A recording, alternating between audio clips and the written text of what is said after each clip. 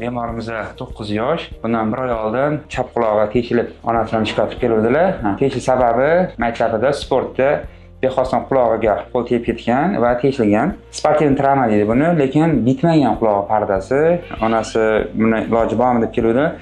Biz operatsiya qilish kerak tushuntirdik va operatsiya qilindi. Operatsiya quloq ichidan endoskop yordamida bajarilgan. Operatsiya mana ichidan bajarilgan, ko'rishingiz mumkin. Ideal holatda mana qarang, qanaqa turibdi. Qon tomir o'sib, mana mamta defekti bor edi.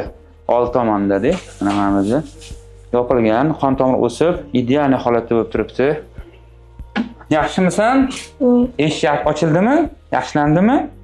Og'irlar bo'lmadimi operatsiyadan keyin? Yordam kelamiz. Qo'yinglar, men qulog'ini qaranglar. Mana mamta material olganmiz, hech qanaqa izi yo'q, qaranglar.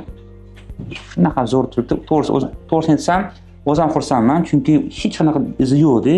Chunki bu hali o'smir bola, har xil defektlar chiqib qolishdan qo'rqadi, ota-ona ham, bola ham. Shuning uchun biz ham xursandmiz, bolani parda butun bo'lgani va hech qanaqa iz qolmaganligidan.